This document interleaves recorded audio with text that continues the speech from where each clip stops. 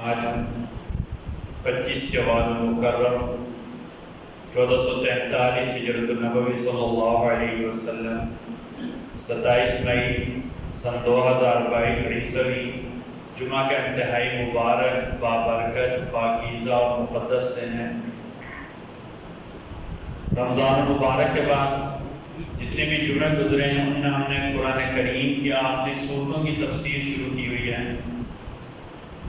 پچھلے جمعہ کو ہم نے سورۃ الاخلاص کی مختصر تفسیر بیان کی تھی۔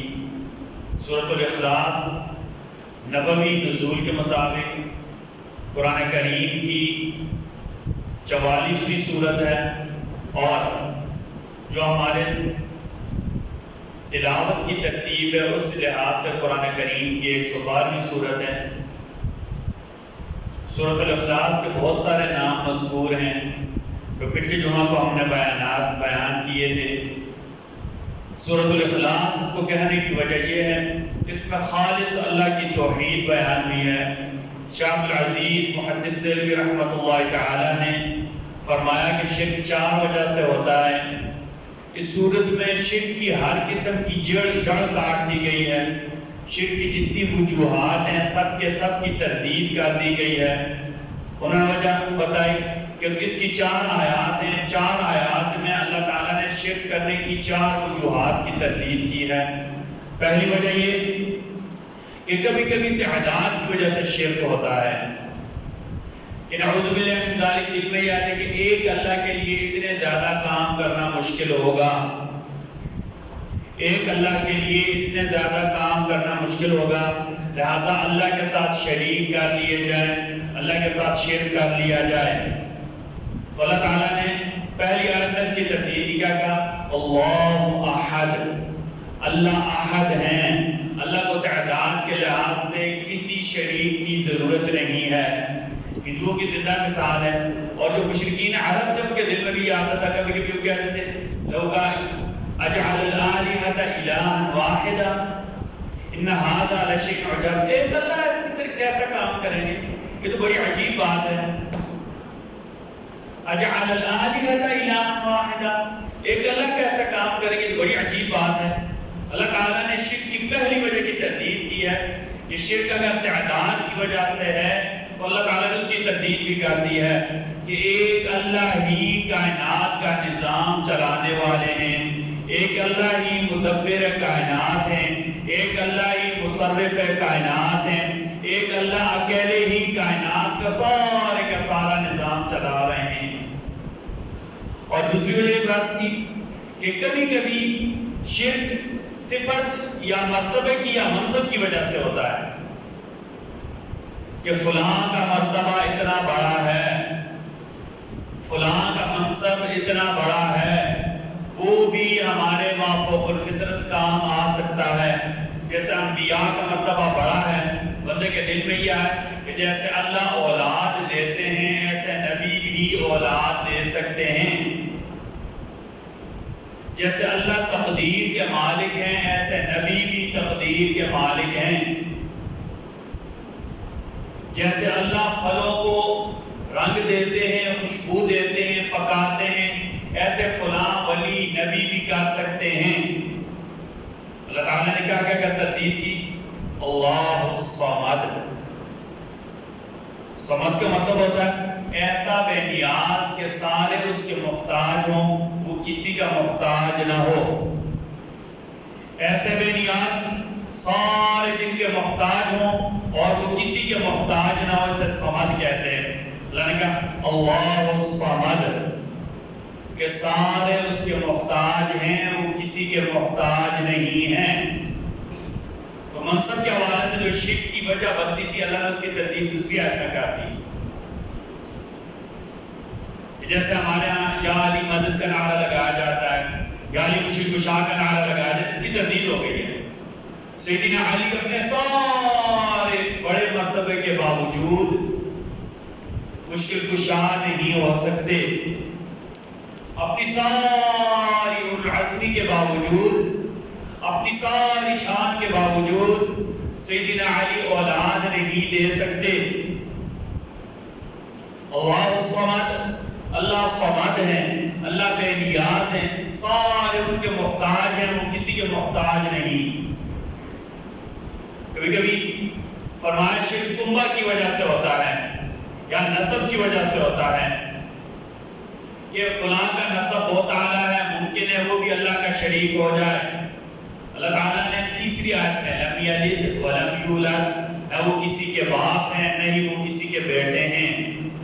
یہ اولاد کمزوری کا باعث بن جاتی ہے، رشتے نسب کمزوری کا باعث بن جاتے ہیں۔ پچھلے جمعہ ہم نے مثال دی تھی کہ کئی مرتبہ کیوں کہتے ہیں ہم تو راضی ہیں، والد نہیں مان رہے، یہ کمزوری بن گئی نا۔ کبھی کبھی یہ ہوتا ہے کہ اولاد ماں باپ کی مجبوری اور کمزوری بن جاتی ہے۔ ہمارے سمجھانے کے لیے اللہ کبھی ایسا نہ کرے، میں آپ کے بچوں کو نقصان پہنچا دوں گا، والدین سب کچھ کرنے کے لیے تیار ہو جاتے ہیں۔ بچہ اغوا کر دیتے ہیں، اتنے پیسے دو ورنہ آپ کی اولاد کو ہم ضائع کر دیں گے، پیسے دینے کے لیے تیار ہو جاتے ہیں۔ یہ کمزوری کی علامت ہوتی ہے۔ کبھی کبھی دوستی کمزوری کی علامت ہوتی ہے۔ اللہ نے قرآن میں سب کی تردید کی ہے۔ وَلَمْ يَكُنْ لَهُ شَرِيكٌ فِي الْمُلْكِ وَلَمْ يَكُنْ لَهُ وَلِيٌّ مِّنَ الذُّلِّ وَكَبِّرْهُ تَكْبِيرًا۔ نہ کوئی اللہ کا ایسا دوست ہے کہ جس کی وجہ سے اللہ کمزوری میں آ جائے، نہ اولاد ہے جو کمزوری کا شکار کر سکے، نہ باپ ہے جو مجبور کر سکے۔ عیسائیوں کی تردید کیوں کہتے تھے عیسیٰ اللہ کے بیٹے ہیں، اور یہودی کہتے تھے عزیر اللہ کے بیٹے ہیں۔ وقالت اليهود عزیر ابن اللہ وقالت النصارى المسیح ابن اللہ۔ اللہ تعالیٰ نے کہا یہودی کہتے ہیں عزیر اللہ کے بیٹے ہیں، عزیر کو اللہ کا بیٹا مانتے تھے، جو کام اللہ سے کرانے والے تھے وہ عزیر سے کرانا شروع ہو گئے۔ عیسیٰ علیہ السلام کو اللہ کا بیٹا مانا، جو صفات اللہ کی تھی عیسیٰ میں ماننا شروع ہو گئے۔ نبی کریم صلی اللہ علیہ وسلم فرمایا لا تطرونی، میری شان بیان کرنے میں مبالغہ مت کرو، کما اطرت النصارى ابن مریم، کہ جیسے عیسائیوں نے ابن مریم علیہ السلام کی شان میں مبالغہ کر دیا، انہیں اللہ کا بیٹا بنا دیا، انہیں اللہ کا بیٹا بنا دیا، حتیٰ کہ عقیدہ تثلیث بنا دیا، حتیٰ کہ انہیں کہنے شروع کر دیا ہم جتنے مرضی گناہ کریں ہمارے گناہوں کا بوجھ عیسیٰ علیہ السلام لے کر چلے جائیں گے۔ اللہ نے اس عقیدے کی تردید کی، لم یلد ولم یولد۔ لوگوں عجیب بات کرتے ہو۔ اچھا کچھ لوگ تو کہتے تھے کہ فرشتے اللہ کی بیٹیاں ہیں۔ اللہ نے کہا کہ اپنے لیے کوئی بیٹے پسند کرے تو میرا بیٹا ہو، اور اللہ کے لیے بیٹے پسند کرنے شروع ہو گئے ہو۔ اللہ کا سب سے بڑا جھوٹی بول رہے ہیں کہ اللہ کی ولد اللہ سبحانہ، کہتے ہیں اللہ کی اولاد، اللہ کا بالکل اللہ پاک ہے اولاد سے، بالکل جھوٹ بول رہے ہیں۔ اللہ نے سب کی تردید کر دی۔ وہ کہتے تھے فرشتے اللہ کی بیٹیاں ہیں، ان کی بھی تردید بند کر دی۔ لَكُمُ الْبَنَاتُ وَلَهُمُ الْبَنُونَ، ہم خلقنا الملائکۃ، پھر اللہ نے کہا اچھا کہ تو فرشتے اللہ کی بیٹی ہیں، بتاؤ تمہیں پتا ہے، تم دیکھ رہے تھے کہ اللہ نے فرشتوں کو لڑکی ہی بنایا۔ ہم خلقنا الملائکۃ اناثا وَهُمْ شَاهِدُونَ أَلَا إِنَّهُمْ مِنْ إِفْكِهِمْ لَيَقُولُونَ۔ لیکن جو تم کہہ رہے ہو بہت بڑا جھوٹ ہے۔ وَلَدَ اللَّهُ وَإِنَّهُمْ لَكَاذِبُونَ، تم کہہ رہے ہو نا کہ اللہ کی اولاد ہے، اللہ کی بیٹیاں ہیں، اللہ کا یہ بہت بڑے جھوٹے ہیں۔ اللہ نے شرک کی تردید کر دی ہے، شرک کی نفی کر دی ہے۔ پہلے بیٹیاں کہتے، پھر فرشتوں سے بادشاہ مانتے، فرشتوں سے اولادیں مانتے۔ اللہ تعالیٰ نے سورہ اخلاص کی تیسری آیت میں شرک کی تیسری قسم کی تیسری وجہ کی تردید کر دی ہے۔ فرشتے، عیسیٰ، عزیر یہ اللہ کے بیٹے اور بیٹیاں نہیں ہیں۔ لوگوں بیٹے اور بیٹیوں کی مجھے اور آپ کو ضرورت ہے، اللہ کو ضرورت نہیں ہے۔ اللہ ان چیزوں سے پاک ہے، سبحان اللہ کی ذات منزہ ہے، پاکیزہ ہے ان چیزوں سے۔ یہ کمزوری کی علامت ہوتی ہے۔ اللہ کو قوی ہے، اللہ قوت والے ہیں، شاہ عبدالعزیز رحمۃ اللہ تعالی نے لکھا شرک 4 وجہ سے ہوتا ہے. پہلی وجہ تعداد کی وجہ سے، ایک اللہ کام نہیں کر سکتے، زیادہ ہونے چاہیے. اللہ نے قرآن میں تردید کیا کی، لو کان فیہما آلہۃ الا اللہ لفسدتا، اگر اللہ کے علاوہ اور الہ مانو کے فساد پیدا ہوئے. کیسے بھلا؟ اعوذ باللہ من ذالک. اللہ کبھی ایسا نہ کرے سمجھانے کے لیے. 2 الہ ہو گئے، ایک کہہ میں کہوں گا میں بارش برساؤں گا، دوسرا کہہ میں نہیں برساؤں گا، فساد پیدا ہو جائے. ایک کہہ میں نے بیٹا دینا ہے، دوسرا کہہ نہیں میں نے بیٹی دینی ہے، فساد پیدا ہو جائے گا. ایک کہے کہ میں نے اس انگور کے ساتھ کالے انگور لگانے ہیں، دوسرا کہے میں نے انگور کے ساتھ پیلے انگور لگانے ہیں، فساد پیدا ہو جائے گا.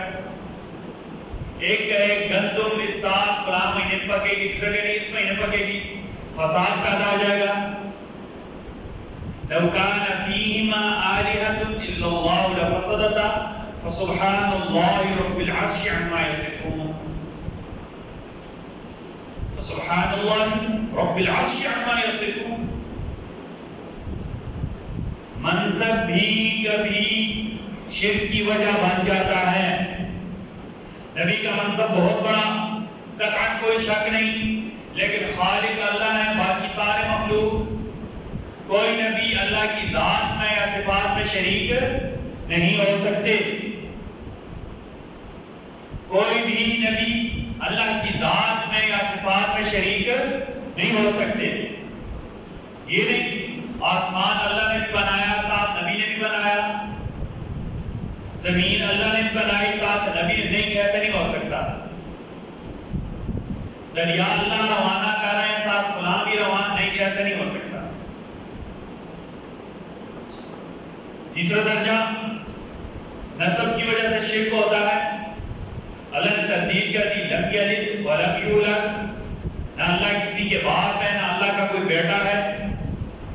اور فرمایا چوتھی وجہ یہ ہوتی ہے کہ شخصیتوں کے کاموں پر اثر انداز ہونے کی وجہ سے فلاں بڑے باکرامت بزرگ ہیں.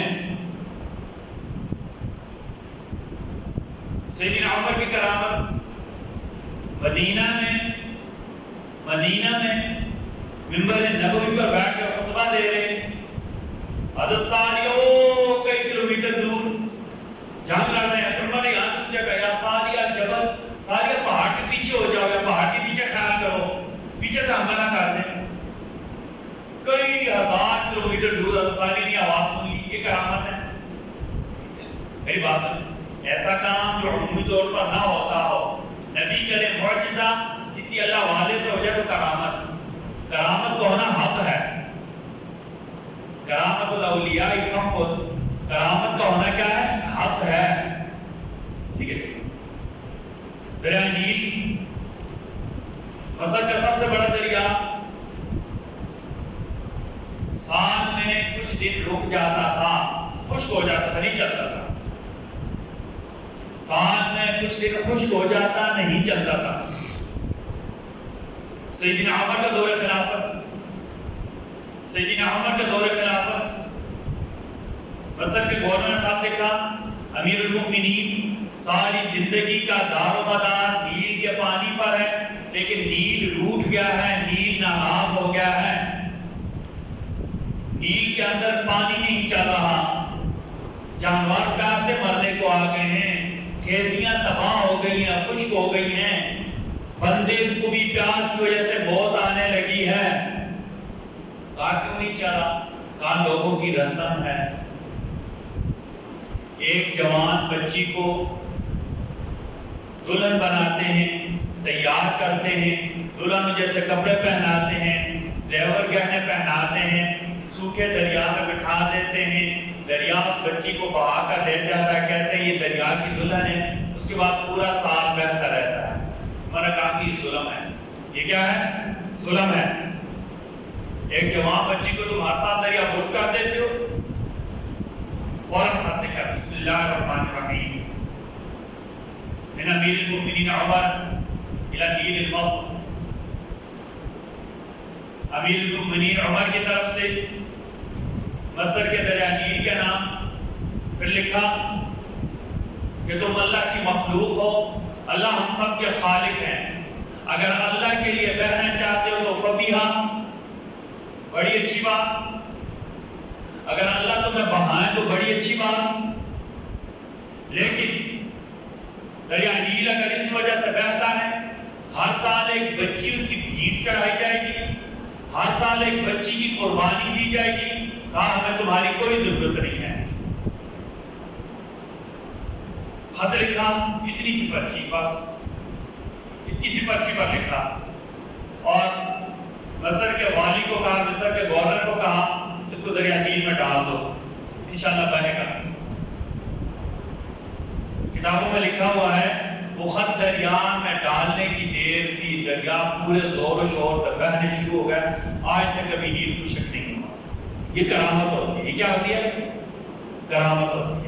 اچھا، کبھی کبھی ایسی کرامتوں کی وجہ سے لوگوں کے دل میں آ جاتا ہے عمر کی بڑی طاقت، عمر کی بڑی شخصیت، عمر کی بڑی طاقت، عمر کی بڑی شخصیت، اتنے کرامت والے عمر کہ مدینہ میں بیٹھ کر بات کریں، کئی ہزار کلومیٹر دور حضرت ساریہ سن لے. عمر اتنے کرامت والے ولی کہ دریا نیل کو خط لکھیں، دریا نیل چلنا شروع ہو جائے. عمر اتنے کرامت والے ولی جہاں سے گزرے وہاں سے شیطان نہیں گزرتا، جہاں لیٹے وہاں بھی شیطان نہیں جاتا، جہاں عمر کا نام دیا جائے وہاں بھی شیطان نہیں آتا، حتیٰ کہ شیطان عمر کا نام لے ہی نہیں سکتا. شیطان کبھی عمر کا نام لے ہی نہیں سکتا. شیطان کی ماں مر جائے عمر کا نام لے لے، شیطان کا بیڑا تباہ ہو جائے عمر کا نام لے لے.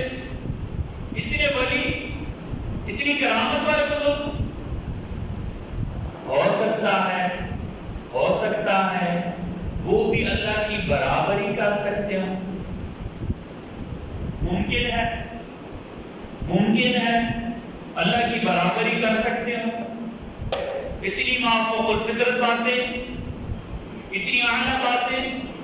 ہو سکتا ہے وہ بھی بیٹا دے سکتے ہوں، ہو سکتا ہے وہ بھی اولادیں دے سکتے ہوں، ہو سکتا ہے وہ بھی بگڑیاں بنا سکتے ہوں، ہو سکتا ہے وہ بھی مشکل کشائی کر سکتے ہوں، ہو سکتا ہے وہ بھی بارشیں دے سکتے ہوں، ہو سکتا ہے وہ بھی پھلوں کو رنگ دے سکتے ہوں، ہو سکتا ہے وہ بھی پھولوں میں خوشبو پیدا کر سکتے ہوں. لڑکا وَلَمْ يَكُنْ لَهُ كُفُوًا أَحَدٌ، وَلَمْ يَكُنْ لَهُ كُفُوًا أَحَدٌ. کوئی بھی اللہ کا ہمسر نہیں ہو سکتا.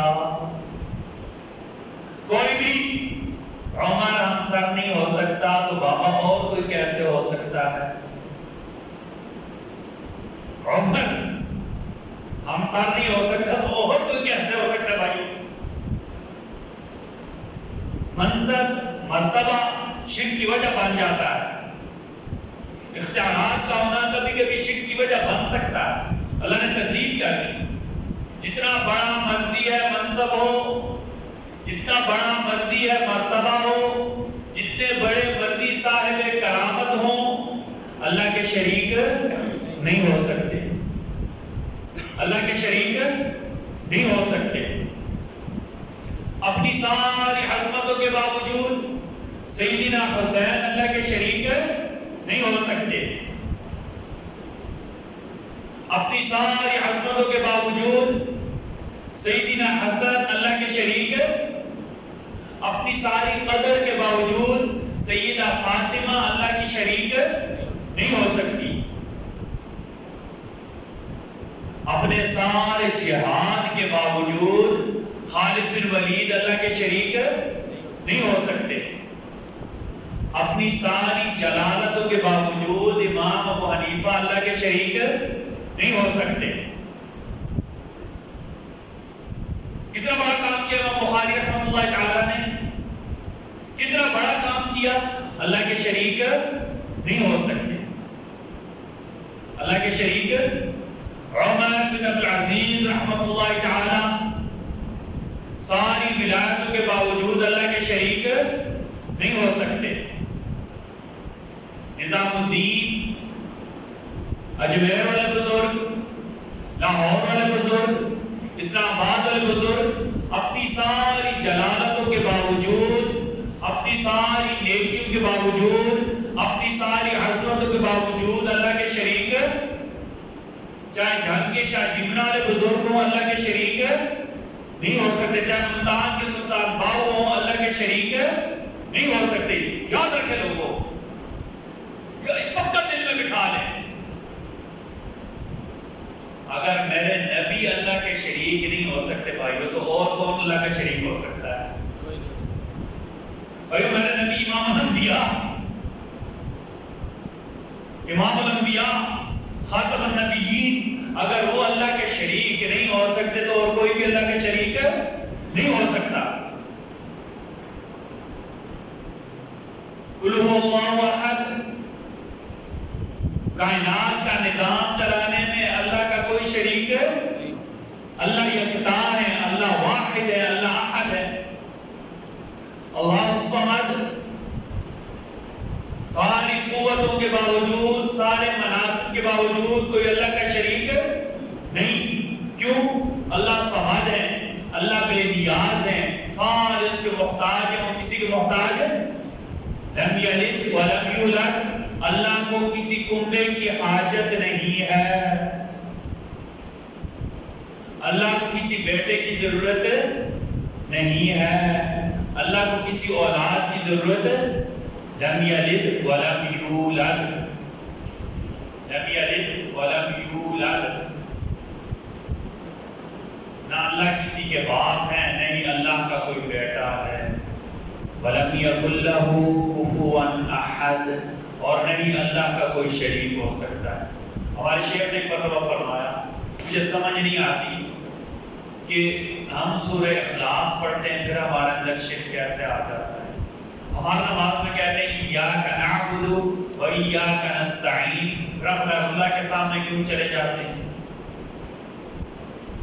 سورہ اخلاص کی ٹوٹل 4 آیات ہیں. کتنی آیات ہیں؟ 4 آیات.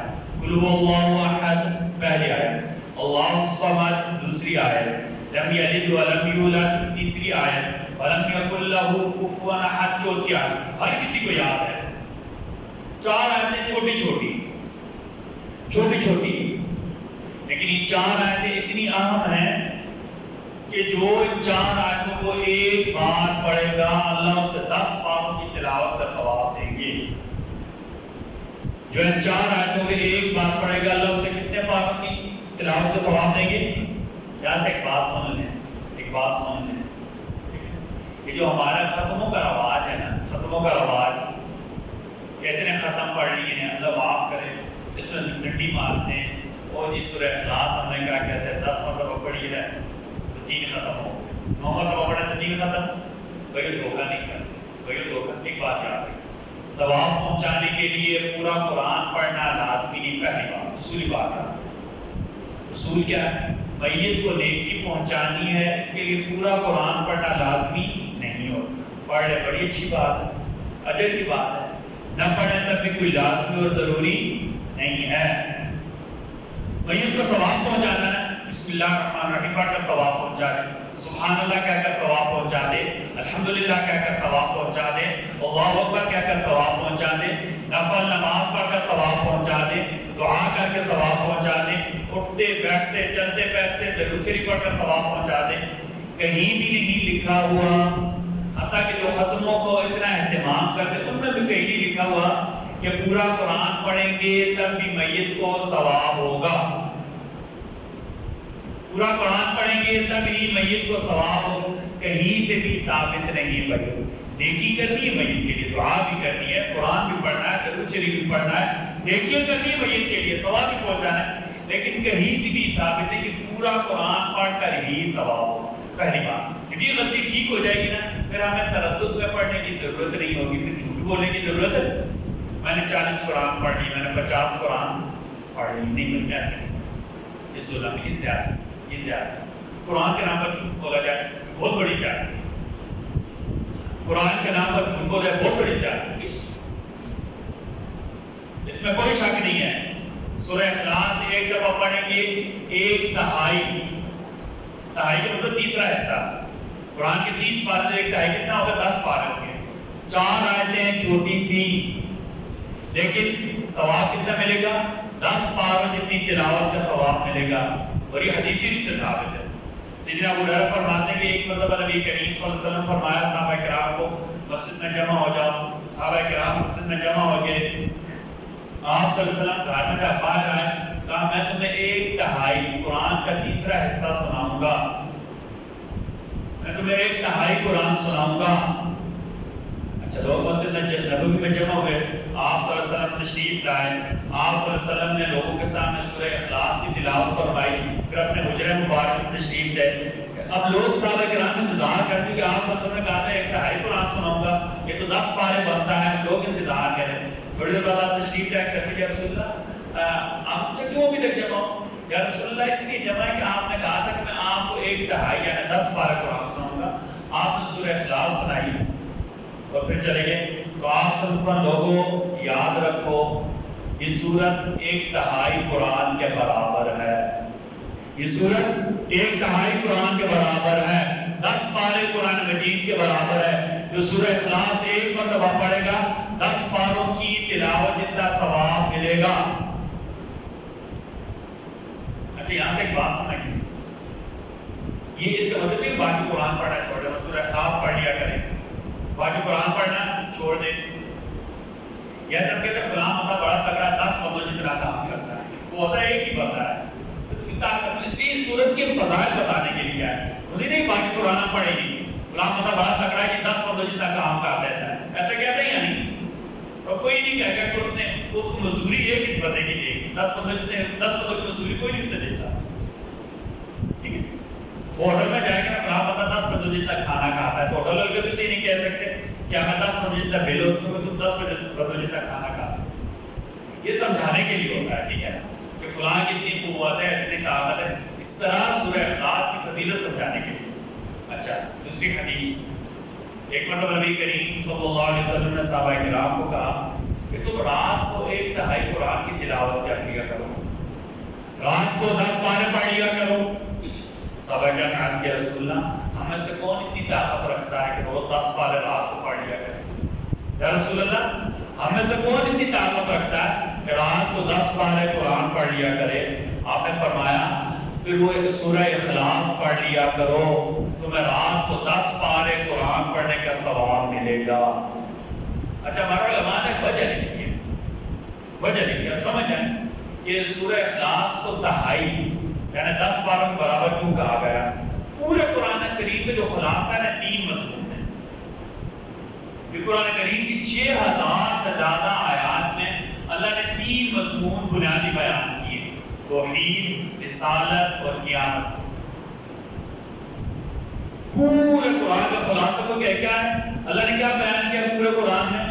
توحید یعنی اپنی وحدانیت، رسالت اور قیامت۔ سمجھ گئے نا؟ کتنے مضمون ہو گئے؟ 3۔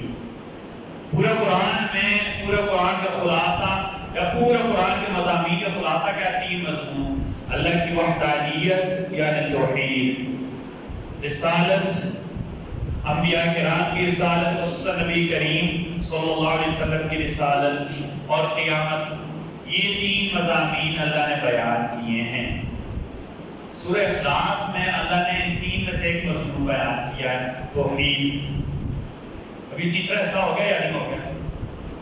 ٹھیک ہے، اس لیے علماء نے لکھا ہے کہ آپ صلی اللہ علیہ وسلم نے سورہ اخلاص کو دہائی قرآن کا ہے، ثلث القرآن کا ہے،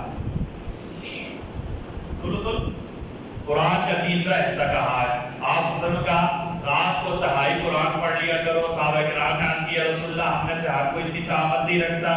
آپ صلی اللہ علیہ وسلم فرمایا رات کو سورہ اخلاص پڑھ لیا کرو۔ آپ صلی اللہ علیہ وسلم کا معمول مبارک یہ تھا کہ آپ سونے سے پہلے آخری 3 سورتیں 3 بار پڑھا کرتے تھے۔ آخری 3 سورتیں کتنی بار پڑھا کرتے تھے؟ 3 بار پڑھتے، آنکھوں کو دم کر کے اپنے جسم مبارک پر پھیر لیتے تھے۔ آپ صلی اللہ علیہ وسلم معمول مبارک یہ تھا۔ سیدہ عائشہ فرماتی ہے آپ صلی اللہ علیہ وسلم نے ایک صحابی کو لشکر کا امیر بنا کر بھیجا۔ آپ صلی اللہ علیہ وسلم نے ایک صحابی کو لشکر کا امیر بنا کر بھیجا۔ کسی مہم پر بھیجا، آپ سب کو معقول یہ تھا کہ بغیر امیر کے نہیں بھیجا کرتے تھے، حتیٰ کہ شریعت نے ہمیں احکام دیے 2 بندے سفر کر رہے ہیں، ایک بندے کو امیر یا سربراہ بنا دیا جائے۔ امیر کی اطاعت میں اللہ نے برکت رکھی ہوتی ہے، امیر کی اطاعت ہمیشہ برکت کا، خوبیوں کا باعث ہوتی ہے۔ ایک گھر میں رہ رہے ہیں، ایک بندہ امیر ہو جائے، کسی کمرے میں رہ رہے ہیں، ایک بندہ امیر ہو جائے، کہیں کام کر رہے ہیں، ایک بندہ امیر بنا دیا جائے، پھر سارے اس کی بات مانیں۔ اور امیر کا کام ہوتا ہے لوگوں کو لے کر ساتھ چلنا، یعنی کہ مجھے امیر بنا دیا، میں سب کو ظلم شروع کر۔ آپ صلی اللہ علیہ وسلم نے سیدہ عائشہ فرماتی ایک صحابی کو ایک لشکر کا امیر بنا کر بھیجا، ان کا معمول یہ تھا کہ امیر کو نماز پڑھانی ہوتی ہے، وہ جب بھی نماز پڑھاتے، جو جہری نماز ہے جن کی اونچی آواز میں قرات کی جاتی ہے، پہلے بسم اللہ الرحمن الرحیم سورہ فاتحہ پڑھتے، پھر قرآن پڑھتے، رکوع سے پہلے سورہ اخلاص آخری پڑھتے، ہر رکعت میں رکوع سے پہلے سورہ اخلاص پڑھتے۔ اب صحابہ کرام کے لیے عجیب مسئلہ تھا، انہوں نے پہلے کبھی ایسے واپس آئے تو انہوں نے کہا یا رسول اللہ، جو ہمارے امیر صاحب ہیں یہ ایسا کام کرتے تھے، جب بھی نماز پڑھاتے جہری نماز میں باقی تو معمول کے مطابق پڑھتے، لیکن قرآن کے اختتام پر سورہ اخلاص لازمی پڑھتے تھے۔ آپ نے کہا کہ ان سے پوچھو یہ کیوں ایسا کرتے تھے؟ وہ سب نہیں تھے، لوگ گئے سے پوچھا کہ ہم نے اللہ کے نبی صلی اللہ علیہ وسلم کو کہا، تو آپ صلی اللہ علیہ وسلم نے کہا کہ ان سے پوچھ کر یہ کیوں ایسا کرتے تھے؟ انہوں نے کہا کہ اللہ کی وحدانیت کی وجہ سے مجھے اس سورت سے بہت زیادہ محبت ہے، اس میں اللہ کی صفت بیان ہوئی، اللہ کی صفت وحدانیت بیان ہوئی، اللہ کی توحید بیان ہوئی ہے، اس وجہ سے سورت سے مجھے بہت زیادہ محبت ہے۔ آپ لوگوں کا جا کر اس کو کہہ دو کہ تم نے سورت سے محبت کی، اللہ بھی تم سے محبت کرتے ہیں، تم نے سورت الاخلاص سے محبت کی، اللہ بھی تم سے محبت کرتے ہیں۔ 4 آیتیں سے ان کا اللہ کی وحدانیت ہے نا۔ صحابہ کرام نے کہا یا رسول اللہ، ہر نماز کی ہر رکعت کے آخر میں سورہ اخلاص پڑھتے ہیں قرات کے بعد۔ کہا پوچھ کر آپ کیوں ایسا کرتے ہیں؟ کہا اس لیے ایسا کرتا ہوں کہ اللہ کی صفات بیان ہوئی ہیں سورت میں، صفت احد ہونا، صفت صمد ہونا، صفت لم یلد ہونا، صفت لم یولد ہونا، اور اللہ کا کوئی ہمسر نہ ہونا، یہ اللہ کی صفات بیان ہوئی ہیں، یہ توحید ہے، اس وجہ سے مجھے سورت سے بہت زیادہ محبت ہے۔ آپ نے فرمایا جا کر اسے کہہ دو تم سورت سے محبت کرتے ہو، اللہ بھی تم سے محبت کرتے ہیں۔ تو سورہ اخلاص سے محبت کرے گا، اللہ بھی اس سے محبت کریں گے۔ سیدنا انس فرماتے ہیں کہ آپ صلی اللہ علیہ وسلم کے پاس، آپ صلی اللہ علیہ وسلم مسجد نبی میں بیٹھے ہوئے تھے، مسجد قباء میں ایک امام تھے، صحابی تھے، انصاری تھے، وہ بہت زیادہ نیک تھے، وہ لوگوں نے اپنی مسجد کا امام بنا دیا، لوگوں نے انہیں اپنی مسجد کا امام بنا دیا، اور عمومی تاثر بھی امام ہمیشہ نیک ہوتا ہے، اس لیے امام کی معمولی سی غلطی بھی لوگوں کو بہت بری لگتی ہے۔ لوگوں کی دل میں ہماری نمازوں کا امام ہے، مصلی کا وارث ہے، لوگ اس سے غلطی کی توقع نہیں رکھتے، کسی حد تک کی بات درست ہے، کسی حد تک بات، امامت انتہائی احتیاط کا تقاضے، انتہائی احتیاط والا معاملہ ہوتا ہے، پتہ؟ اس لیے جو لوگ مصلی کے وارث ہیں، قرآن پڑھنے پڑھانے والوں نے بہت زیادہ احتیاط کرنی چاہیے۔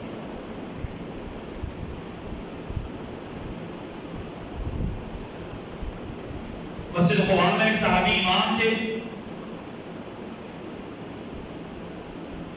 وہ پتہ کیا کرتے ہیں؟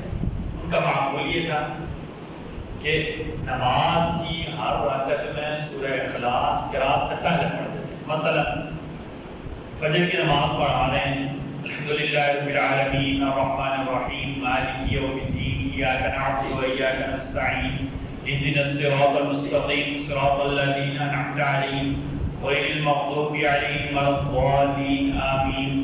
بسم اللہ الرحمن الرحیم، قل هو اللہ احد اللہ الصمد لم یلد ولم یولد ولم یکن له کفوا احد۔ اس کے بعد آگے قرات ہے، اس کے بعد جتنا بھی قرآن پڑھنا ہو پڑھتے تھے۔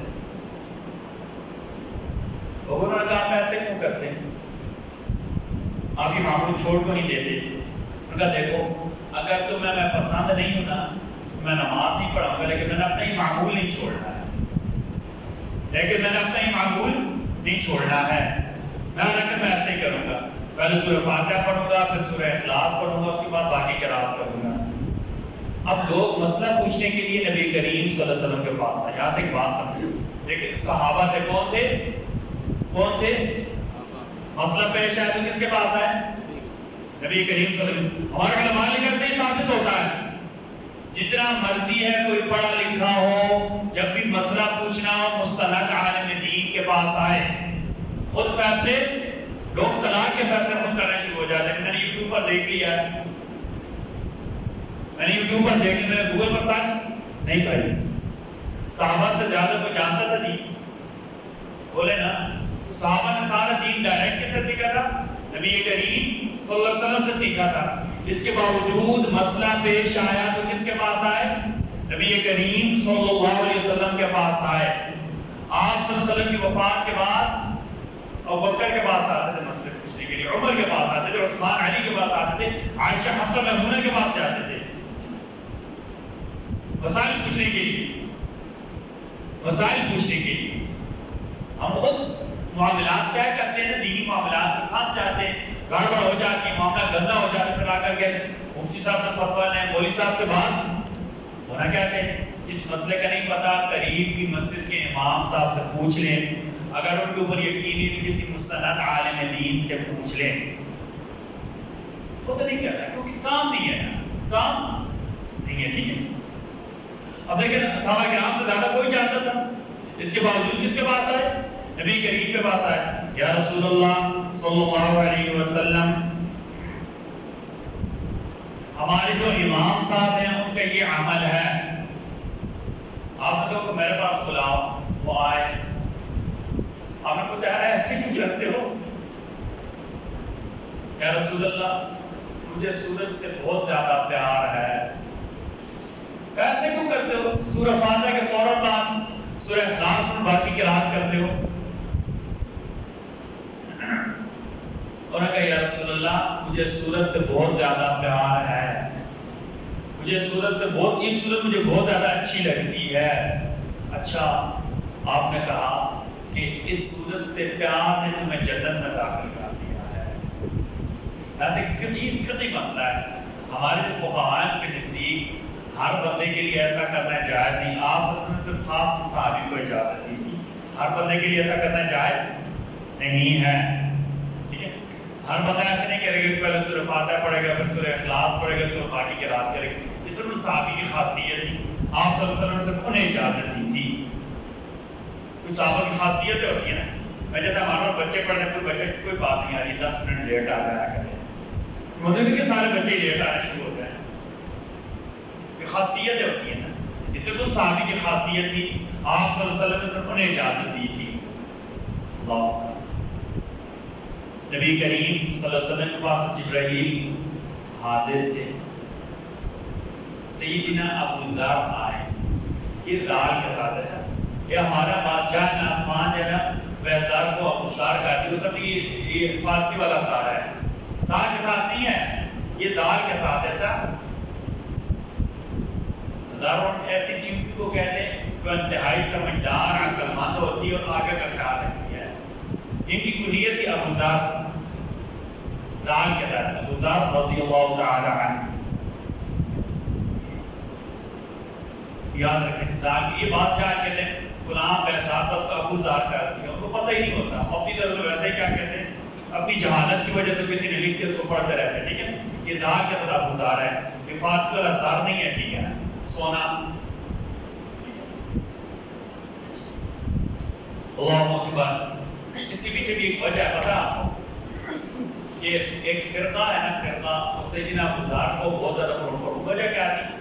عثمان کے زمانے میں کچھ اختلاف تھا تو سیدنا ابو ذر سیدنا ابو ذر کا پتہ کیا نظریہ تھا کہ کسی کے پاس دولت نہیں ہونی چاہیے، تو یہ کیا کہتے ہیں شریعت کے مزاج کے خلاف تھا، کیونکہ آپ صلی اللہ علیہ وسلم کے زمانے میں دولت تھی، آپ صلی اللہ علیہ وسلم نے منع کیا نا، عبدالرحمن بن عوف کے پاس دولت تھی، عثمان کے پاس دولت تھی، آپ صلی اللہ علیہ وسلم نے نہیں منع کیا،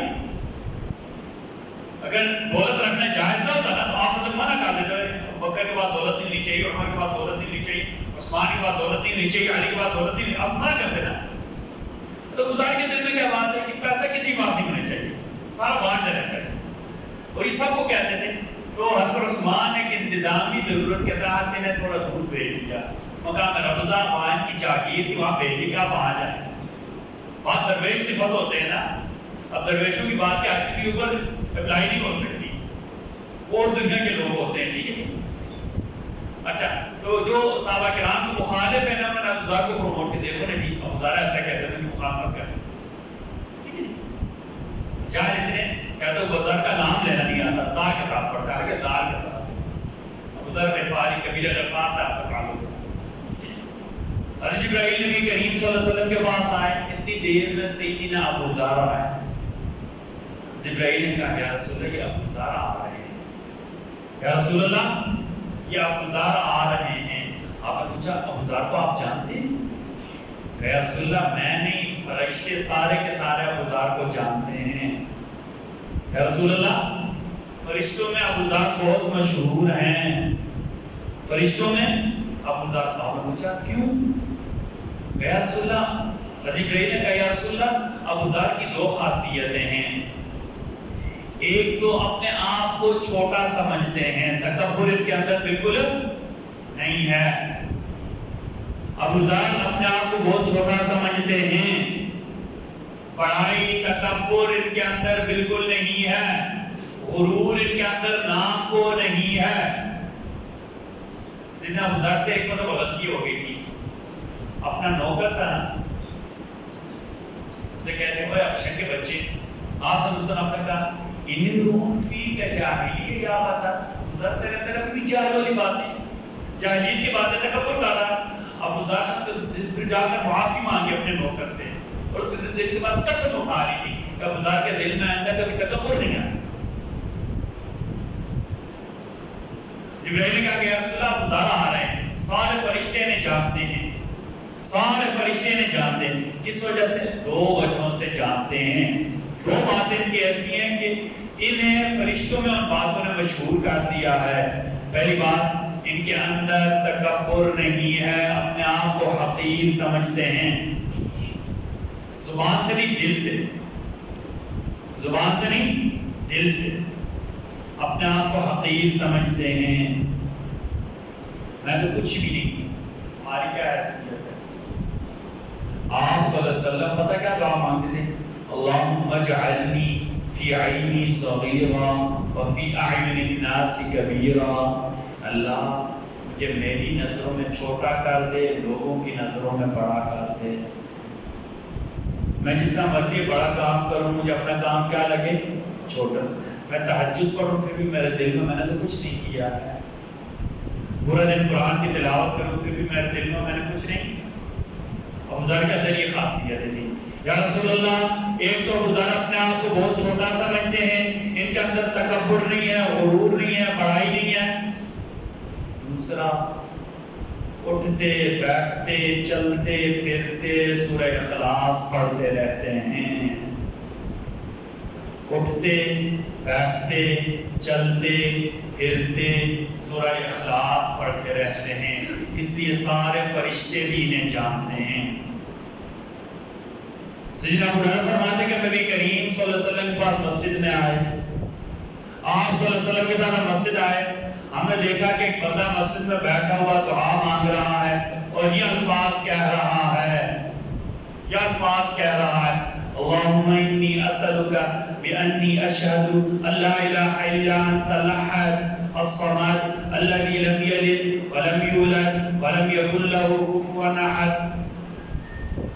اللهم إني أسألك بأني أشهد أن لا إله إلا أنت الأحد الصمد الذي لم يلد ولم يولد ولم يكن له كفوا أحد.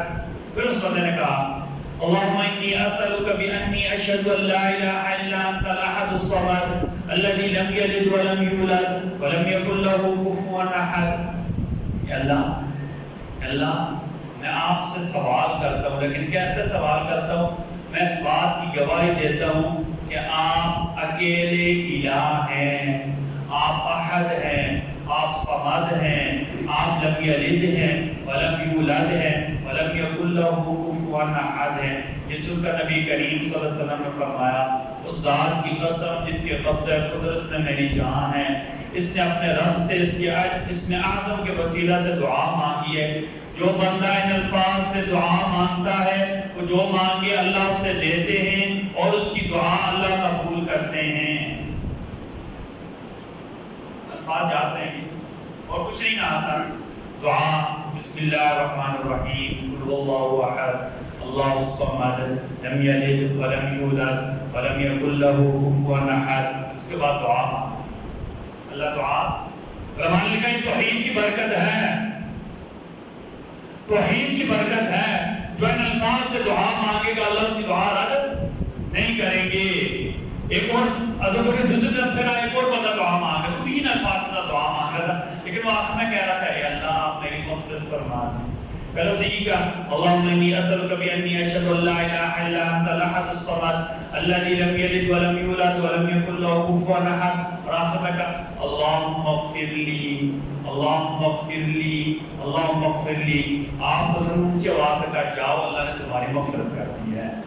ان الفاظ کی برکت سے، سورہ اخلاص کی برکت سے. علماء نے کیا لکھا توحید کی اتنی برکت ہے جب بھی توحید والی الفاظ کے ساتھ دعا مانگیں گے اللہ کی وحدانیت اللہ کی صفات بیان کریں گے اللہ اس دعا کو رد نہیں کرتے. اللہ اس دعا کو رد نہیں کرتے. آخری دو بات. حضرت سہل بن سعد الساعدی رضی اللہ تعالیٰ عنہ. سہل نام ہے، اچھا جب سہیل نام ہے سہل بھی نام. سہل حضرت سہل کہتے ہیں کہ نبی کریم صلی اللہ علیہ وسلم کا بیٹھتے ایک بندہ آیا، یا رسول اللہ میرے اوپر روزی تنگ ہے، محنت کرتا ہوں پیسے پورے نہیں ہوتے. ہوتا ہے ہماری دنیا میں بھی ایسے ہی ہوتا ہے. یا رسول اللہ ضیق المعیشہ ہے، معیشت تنگ ہے، روزی تنگ ہے. یا رسول اللہ فقر و فاقہ آ گیا ہے. ظاہر روزی تنگ ہے، نہ بچے کو کھانے کو مل رہا ہے، نہ مجھے کھانے کو مل رہا ہے، نہ گھر والے کو کھانے کو مل رہا ہے. یا رسول اللہ مجھے اس کا حل بتائیں. یا رسول اللہ مجھے اس کا، یا رسول اللہ میرے کو روزی تنگ ہو گئی ہے، رزق تنگ ہو گیا ہے. دعا کیا کریں اللہ تعالیٰ فراخ رزق دیں. بولے آمین. اللہ ہم سب کو کھلی روزی دیں، اللہ ہم سب کو حلال کی وسعت نصیب فرما دے. یہ آزمائش ہوتی ہے، روزی کا کام ہونا بہت بڑی آزمائش ہے. اللہ بڑی ٹھیک ہے. کبھی کبھی جسمانی آزمائش برداشت ہو جاتی ہے، مالی آزمائش برداشت اللہ نہ کرے، اللہ نہ کرے. لیکن آپ سنتے نا فلاں بندے کے حالات تنگ تھے خودکشی کا، ایسے ہی ہوتا ہے. اللہ معاف کرے بچوں سمیت خودکشی کا زہر پی لیے. اللہ سے آزمائشوں سے بچنے کی دعا مانگا ہے. اللہ ہمیں آزمائشوں سے محفوظ فرما دے، جسمانی آزمائشوں سے، مالی آزمائشوں سے اللہ محفوظ فرما دے. یا رسول اللہ روزی تنگ ہو گئی ہے، یا رسول اللہ بھوک آ گئی ہے، یا رسول اللہ فاقہ آ گیا ہے، اس کا حل بتائیں. آپ صلی اللہ علیہ وسلم نے فرمایا جب بھی گھر آؤ اگر گھر میں کوئی موجود ہو تو اسے السلام علیکم کہا کرو. کہتے ہیں نہیں کہتے، نہیں کہتے نا، نہیں کہتے نا. گھر میں سلامتی بھیجی نہیں پہ کہتے گھر میں یہ ہو گیا وہ ہو گیا. آپ صلی اللہ علیہ وسلم کا جب بھی گھر آؤ اگر گھر میں کوئی موجود ہو تو اسے سلام کیا کرو. پہلا حال. یہ کس کے لیے کہہ رہے ہیں بھائی؟ کس کے لیے کہہ رہے ہیں؟ روزی کے لیے کہہ رہے ہیں. یا رسول اللہ روزی تنگ ہو گئی ہے، یا رسول اللہ روزی تنگ ہو گئی ہے، یا رسول اللہ معیشت تنگ ہو گئی ہے، بھوک آ گئی ہے، اس کا حل بتائیں. آپ نے فرمایا جب بھی گھر آؤ اگر گھر میں کوئی موجود ہو تو سلام کیا کرو. یا رسول اللہ گھر میں کوئی نہ ہو تو کہا میرے اوپر سلام بھیج دیا کرو. السلام علیکم ایھا النبی ورحمۃ اللہ. درود شریف پڑھیا کرے. اللہم صلی علی محمد وعلی آل محمد صلی اللہ علیہ وسلم. کچھ بھی کہتے ہیں، یہ سارے سلام و درود کے سیکھنے۔ پہلا حال کیا ہے؟ یا رسول اللہ روزی تنگ ہو گئی ہے، کہا کہ گھر میں کوئی ہو، بچے ہوں، بیوی ہو، بہن بھائی ہو، اگر کہیں اکیلے رہ رہے ہیں، گھر میں کمرے میں ہو، آ کر کیا کرنا ہے؟ سلام کرنا ہے۔ آپ میری بات سن رہے ہیں؟ سلام کرنا ہے۔ اگر گھر میں کوئی نہ ہو تو میرے اوپر سلام بھیجنا ہے۔ السلام علیکہ ایھا النبی ورحمۃ اللہ وبرکاتہ، یاد ہے نا سب کو؟ اور کچھ نہیں، صلی اللہ علیہ وسلم۔ اچھا پھر کہا یا رسول اللہ پھر ہم اس کے بعد سورہ اخلاص ایک مرتبہ پڑھ لیا کریں، روزے کی ساری پریشانیاں ختم، روزے کی ساری پریشانیاں ختم۔ کتنی آسان بات ہے بھائی، ہم تو پہلے گھر میں سلام کرتے ہی نہیں ہیں، ہم نے ماحول ہی نہیں بنایا ہوا، ماحول ہی نہیں بنایا ہوا گھر میں سلام کرنے کا۔ بیوی بچوں کو سلام نہیں کرتے، بیوی بچوں کا سلام، آپ کو سچی بات بتاؤں، کہتے ہیں کہ ہمارے عمومی طور پر رویہ کیا ہوتا ہے؟ استغفر اللہ، کہتے ہیں کہ ایک بندے نے جماعت کے ساتھ سے روزہ لگانے گیا، کبھی جماعت کے ساتھ بڑے نیک لوگ ہیں، مخلص لوگ ہیں، اللہ پر یقین کریں ہم سب کے محسن ہیں، تبھی جماعت والے بڑے بڑے بگڑوں کو سیدھا کیا۔ کہتے ہیں کہ خان صاحب تھے، پٹھان صاحب تھے، ساری زندگی لڑائی جھگڑے کیے، بیوی بچوں کو مارا، ٹھیک ہے نا؟ تو روزہ لگانے کے واپس آئے تو انہوں نے جا کے گھر سلام کر، بیوی کو جا کر سلام کیا، تو بیوی کہنے لگتا ہے تو بغیرت ہو گیا ہے، ڈر گیا مجھ سے، ماحول نہیں بنایا ہوا تھا نا، ماحول۔ بھائیو نبی کریم صلی اللہ علیہ وسلم پر بتایا یا رسول اللہ روزی تنگ ہے، بھوک ہے، کیا کروں؟ آپ نے فرمایا دو کام کرو، گھر داخل ہو سب سے پہلے کیا کہنا ہے؟ سلام کرنا ہے۔ اگر گھر میں کوئی نہ ہو تو میرے اوپر سلام بھیجنا ہے، السلام علیکہ ایھا النبی ورحمۃ اللہ وبرکاتہ، کہیں گے نا سارے ایسے انشاءاللہ۔ پھر اس کے بعد سورہ اخلاص پڑھ لیا کرو، اس کے بعد سورہ اخلاص پڑھ لیا کرو۔ پتہ چلا گیا کچھ دنوں بعد آیا، اب لوگوں نے پوچھا کہ آپ کے حالات بڑے تنگ تھے، آپ صلی اللہ علیہ وسلم نے آپ کو نسخہ بتایا تھا، آپ صلی اللہ علیہ وسلم نے آپ کو نسخہ بتایا تھا، کہا اللہ نے مجھے اتنا دے دیا ہے جب کا میں ایسا کرتا ہوں، اب گھر کو گھر میں پڑوسیوں کو بھی کھلاتا ہوں، اللہ نے اتنا مجھے دے دیا ہے۔ آسان بات ہے یا نہیں؟ بولے نا بھائی، ہم اس لیے کہتے ہیں نا قرآن پڑھے نا، حدیث پڑھے نا، اللہ نے سارے مسائل کا رکھا ہوا۔ گھر میں داخل ہو سلام کریں، اگر گھر میں کوئی نہ تو کیا کہنا؟ السلام علیکہ ایھا النبی ورحمۃ اللہ، کہیں گے نا سارے۔ اس کے بعد کیا پڑھنا ہے؟ ایک مرتبہ سورہ اخلاص، بسم اللہ الرحمن الرحیم، قل هو اللہ احد اللہ الصمد لم یلد ولم یولد ولم یکن له کفوا احد۔ اللہ روزی کھول دیں گے، اللہ روزی، دکان پر جائیں ایسے کریں، اللہ روزی کھول دیں گے، جہاں سے رزق کماتے ہیں وہاں جائے ایسا کریں گے، اللہ روزی کھول دیں گے، گھر آئے تب بھی کریں، دکان پر جائے تب بھی کریں، جس سے اگر نوکری کرتے وہاں بھی ایسا کریں، اگر مزدوری کرتے وہاں بھی جا کر ایسا کریں، اللہ روزی کھول دیں گے، اللہ کبھی روزی کی تنگی نہیں دے گی۔ یہ کس نے کہا بھائیو؟ کس نے سکھلایا؟ یہ میرے نبی صلی اللہ علیہ وسلم نے سکھلایا ہے نا۔ کریں گے نا ایسے انشاءاللہ، کریں گے سارے، اللہ روزی دے گی، اللہ کبھی محتاجی نہیں کی۔ آخری بات، نبی کریم صلی اللہ علیہ وسلم کے ایک صحابی کا نام ہے معاویہ بن معاویہ اللیثی، معاویہ بن معاویہ اللیثی۔ ان کا معمول یہ تھا سورہ اخلاص بہت زیادہ پڑھتے تھے، سورہ اخلاص بہت زیادہ پڑھتے تھے۔ نبی کریم صلی اللہ علیہ وسلم کے 19 صحابہ کا نام ہے معاویہ۔ کتنے صحابہ کا نام ہے معاویہ؟ بولے کتنے صحابہ کا نام ہے معاویہ؟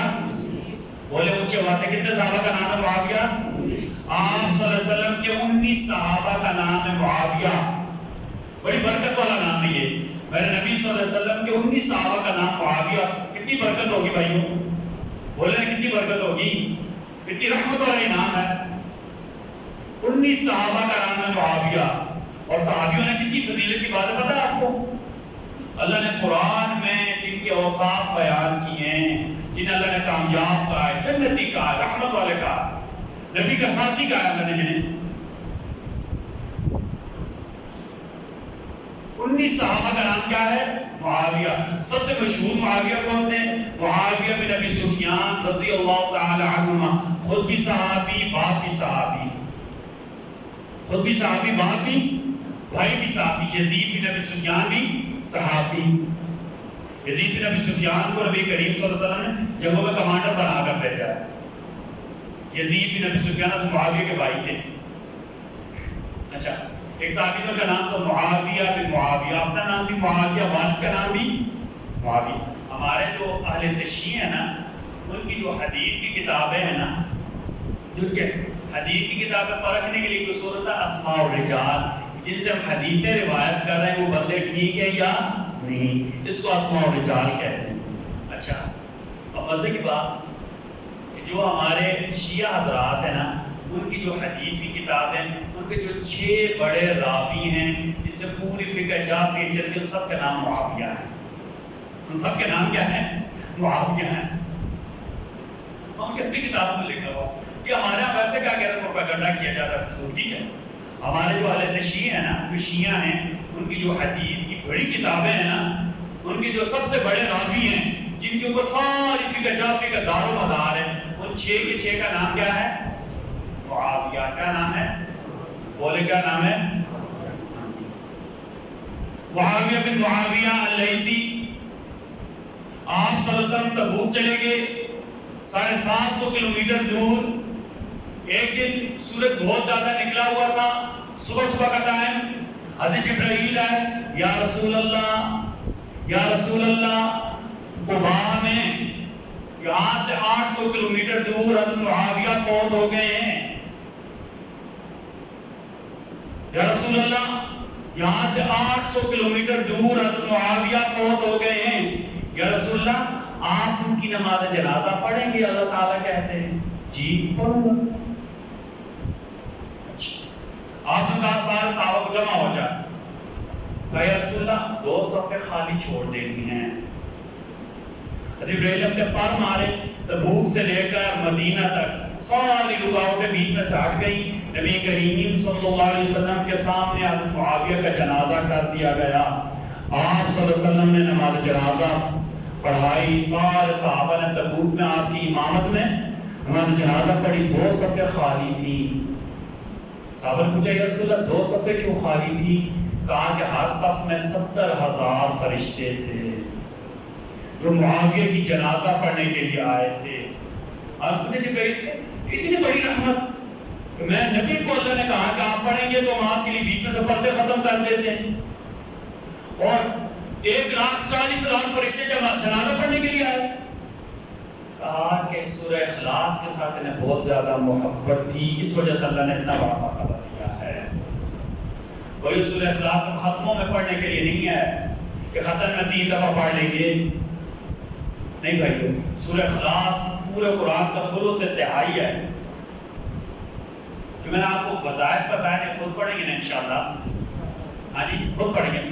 ہاں دین میں بخل نہیں ہے کہ زعفران لا میں تبیز لکھ کے دوں گا 25,000 روپے مجھے دے دینا۔ دین کیا کہتا ہے؟ خود کام کریں، اپنے بچوں کو خود دم کریں، اپنے بچوں کو خود۔ میں نے ایک بندے کو کہا میں کہاوت ہی کیسا دم کروں، میں چین سموکر ہوں، میں روز بھی نہیں کرتا، میں دن میں 50 سگریٹ پیتا ہوں، اللہ اکبر۔ اب ہر جب ایسا کہ بچے پاگل ہی ہو گئے نا، بچوں کو جینی چمٹیں گے نا، ابا نماز نہیں پڑھے گا، ابا وضو نہیں رہے گا، بچوں کو جینی چمٹے گے تو کیا چمٹے گا؟ خود دم کریں اپنے بچوں کو۔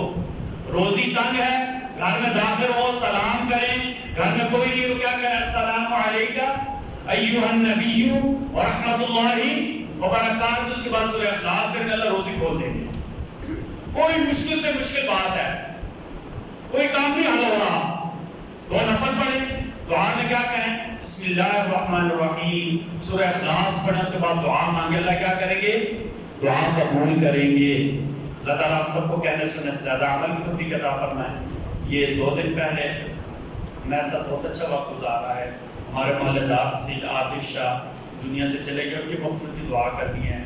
کچھ دن پہلے نڑ میں ہماری کچھ مائیں بہنیں پانی بھرنے کے لیے، اب پتہ دیہات میں جیسے ماحول ہوتا ہے، چوئے ہوتے ہیں پانی بھرنے کے لیے، تو اوپر سے تودا گر گیا ہے، کچھ خواتین اس میں کیا کہتے ہیں شہید ہو گئی ہیں، کچھ زخمی ہیں، کچھ شہداء ہیں، ان کی درجات کی بلندی اور مغفرت کے لیے دعا کرنی ہے۔ جو مجروحین ہیں ان کے لیے دعا کرنی ہے، اللہ ان کے زخم ٹھیک فرما دے، تندرستی عطا فرما دے۔ پھر میں نے پچھلے جمعے بتایا تھا کہ خطبے میں بارش کے لیے دعا کرنا یہ مسنون عمل ہے، آپ صلی اللہ علیہ وسلم کو معمول مبارک کیا تھا، خطبے میں ہم دعا کریں گے انشاءاللہ بإذن اللہ تعالیٰ، آپ سنت پڑھیں۔